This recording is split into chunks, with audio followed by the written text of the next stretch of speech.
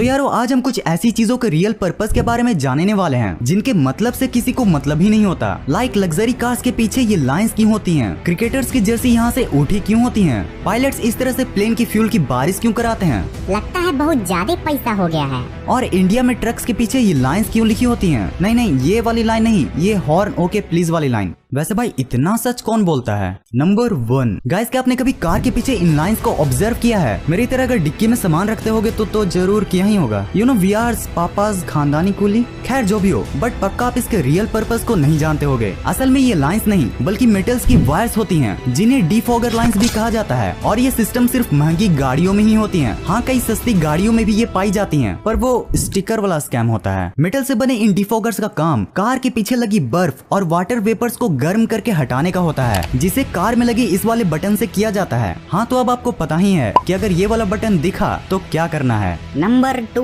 Guys, अगर आपने plane को ध्यान से ऑब्जर्व किया होगा तो आपने कभी न कभी प्लेन में लगे इन रंग बिरंगे लाइट्स को तो जरूर देखा ही होगा। मगर क्या आपने कभी सोचा है कि इनका रियल पर्पस क्या है। एक बार मेरे पापा ने भी ये सवाल मुझसे पूछा था और मेरे न बताने पर बोले थे पूछ क्या।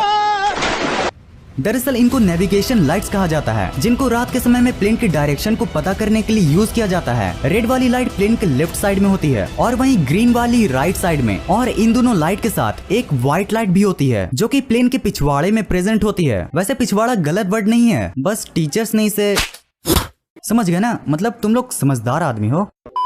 अब रात में इन्हीं लाइट्स को देखकर दूसरे प्लेन्स और हेलीकॉप्टर्स को पता चलता है कि बगल वाली प्लेन का डायरेक्शन लेफ्ट साइड है, राइट साइड है या फिर सीधा उसी एयरक्राफ्ट की तरफ है। नंबर 3 गाइस, अब अगर प्लेन्स की बात कर ही रहे हैं तो क्यों ना पायलट्स की इन चिकनेपंती शेप की भी बात कर ही लें। क्यों भाई, कोई पायलट दाढ़ी क्यों नहीं रखता। तो जैसा कि हम जानते हैं कि जब प्लेन 14,000 फीट की ऊंचाई से ऊपर जाती है तो हमें प्लेन के अंदर ऑक्सीजन मास्क को लगाने की जरूरत पड़ती है और उसी ऑक्सीजन मास्क को पहनने में पायलट्स को कोई दिक्कत का सामना न करना पड़े, इसीलिए वो बने रहते हैं। हाँ बहुत से एयरलाइंस में पायलट्स को मूंछ और छोटी छोटी दाढ़ी रखने की इजाजत होती है, बट भैया आप पायलट बनकर KGF वाले यश का मजा नहीं ले पाओगे।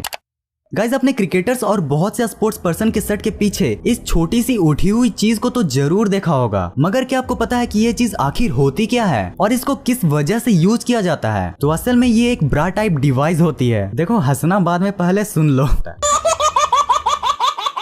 हाँ तो ये ब्रा जैसी दिखने वाली डिवाइस में GPS लगा होता है, जो पहले तो कोई खिलाड़ी कितना चलता है बस ये बताता था, बट अब के समय में इसमें इतने ज्यादा अपग्रेड्स हो चुके हैं कि अब सिर्फ इसी से प्लेयर कितनी बार एक्सेलरेट करता है, कितनी बार डीएक्सेलरेट करता है, उसकी स्पीड कितनी है, उसका हार्ट बीट रेट क्या है, इन जैसे बहुत से पर्पजेस के लिए यूज किया जाता है। कैसे तो यारो इसको शर्ट के नीचे पहनते हैं, वरना यारो क्रिकेट तो कॉमेडी शो बन जाता।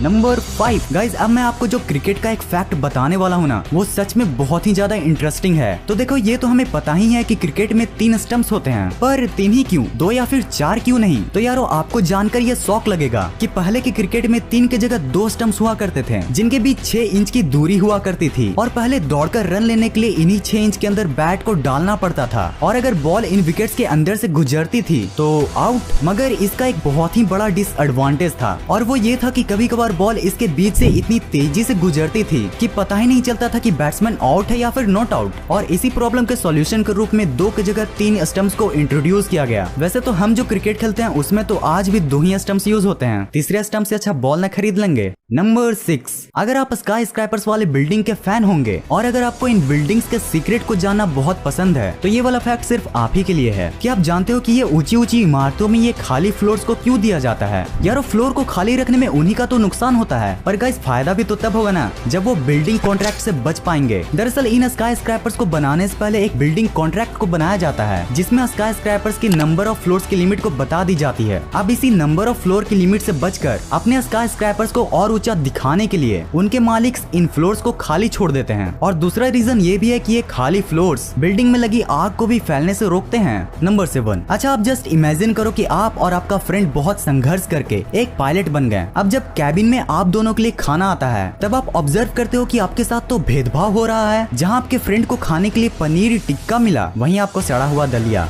अब गलती से भी इस भेदभाव के लिए आप धरने पर मत बैठ जाना, क्योंकि एयरलाइंस में ऐसा करना बिल्कुल कॉमन है और ऐसा करने का एक लॉजिकल पर्पस भी होता है। दो पायलट्स को सेम खाना इसलिए नहीं मिलता ताकि अगर किसी खाने में कुछ मिलावट हो तो वो सिर्फ एक ही पायलट पर अपना असर छोड़ पाए, क्योंकि भले ही प्लेन ऑटो पायलट मोड पर भी चल सकता है, पर ये स्ट्रिक्ट रूल है कि कैबिन में एक पायलट तो होना ही होना चाहिए। नंबर 8, आपने अगर कभी इस तरह की वीडियोस को देखा होगा जिसमें एयरप्लेन से फ्यूल को निकाला जाता है, तो आपके मन में सबसे पहला ही ख्याल आया होगा कि क्या ये वीडियो रियल है, और अगर रियल है तो प्लेन का पायलट पागल तो नहीं हो गया। वेल गाइस, ये वीडियो पूरी तरह से रियल है और प्लेन से फ्यूल को बाहर निकालने के इस प्रोसेस को फ्यूल डंपिंग कहते हैं, और पायलट्स को ऐसा तब करना पड़ता है जब प्लेन का फ्यूल पूरी तरह से खत्म नहीं हो पाता। ऐसे ये बहुत से कारणों से हो सकता है, लाइक किसी मेडिकल सिचुएशन की वजह से प्लेन को जल्दी लैंड कराना पड़े, या फिर एयर की डायरेक्शन की वजह से फ्यूल कम यूज हुआ हो। देखो गाइस, एयरप्लेन का वेट हमेशा लैंडिंग के समय टेक ऑफ के वेट से कम ही होना चाहिए ताकि वो बिना एक्सीडेंट्स के लैंड हो पाए। अच्छा, जब इतने बड़े अमाउंट में प्लेन से डेंजरस फ्यूल की बारिश कराई जाती है तो फिर क्या लोगों को इससे कोई हार्म ही नहीं पहुंचता? वेल गाइस, जरूर पहुंचता है। इसलिए फ्यूल डंपिंग के प्रोसेस को बहुत ज्यादा हाइट पे किया जाता है ताकि फ्यूल हवा में ही वेपराइज होकर खत्म हो जाए। नंबर 9, क्या आपको ट्रक की वो फनी लाइंस याद है जो कुछ ऐसी हुआ करती थी? अब देखो, ये लाइंस तो बहुत अलग अलग तरह की हुआ करती हैं, पर जो एक कॉमन लाइन जो हर ट्रक में लिखी होती है वो है हॉर्न ओके प्लीज। तो यार, हॉर्न प्लीज का मतलब तो हम लोग जानते हैं कि अगर आपको ओवरटेक करना है तो हॉर्न दीजिए, पर ये बीच वाले ओके का क्या चक्कर है? तो वर्ल्ड वॉर सेकंड की एक थ्योरी के अनुसार यहाँ पर ओके का मतलब है ऑन केरोसिन, जिसे वर्ल्ड वॉर सेकंड से ही बहुत से ड्राइवर्स यूज करते आ रहे हैं। ऑन केरोसिन का मतलब होता है कि ट्रक में डीजल के साथ केरोसिन भी यूज की जा रही है, जिससे पैसों की तो बचत हो जाती है, मगर उसमें आग लगने के भी चांसेस बढ़ जाते हैं। और गाइस, इसी प्रॉब्लम से डील करने के लिए हॉर्न प्लीज के बीच में ओके लगा होता है। नंबर 10, अच्छा, इन गोल मटोल घड़ियों को देखकर आपके मन में कभी ये ख्याल आया है कि ये क्लॉक हमेशा क्लॉकवाइज डायरेक्शन में ही क्यों घूमती है? मतलब यार, ये एंटी क्लॉकवाइज डायरेक्शन में भी तो घूम सकती थी, जो जब होता तो इवेंचुअली आज एंटी क्लॉकवाइज क्लॉकवाइज होता और क्लॉकवाइज एंटी क्लॉकवाइज। कितनी ज्यादा डीप बात है। तो मेरे प्यारे मित्रों, इस रहस्य से पर्दा उठाने के लिए हमें पहुंचना होगा मेडिवल टाइम्स के नॉर्दर्न हेमिस्फीयर में, जब इस सुई के डंडे से टाइम को नापा जाता था। अब जब इन सनडायल्स का नॉर्दर्न हेमिस्फीयर में यूज किया जाता था तो ये जो सनडायल है ना, उनके शैडो क्लॉकवाइज डायरेक्शन में घुमा करते थे। सो इसी वजह से जब मेडिवल टाइम्स में घड़ी का आविष्कार हुआ तो इन घड़ी के हैंड्स को भी इसी डायरेक्शन में रोटेट कराया गया। तो यारो, अगर आपने यहाँ तक वीडियो को देख लिया है तो प्लीज इस वीडियो को लाइक जरूर कर देना और चैनल को भी जरूर सब्सक्राइब कर लेना, क्योंकि ऐसी बहुत सी चीजें आने वाली हैं। इस कोविड के टाइम में आप अपना और अपने फैमिली का जरूर ख्याल रखें। इस वीडियो को यहाँ तक देखने के लिए दिल से थैंक्स फॉर वॉचिंग। गाइस, दुनिया में हर एक चीज को बनाने का एक पर्पस होता है, बट अनलाइक अदर्स, कुछ ऐसी भी इंटरेस्टिंग चीजें हमारी डेली लाइफ में प्रेजेंट होती हैं जिन्हें बनाया तो एक पर्पस से जाता है, बट उसके बारे में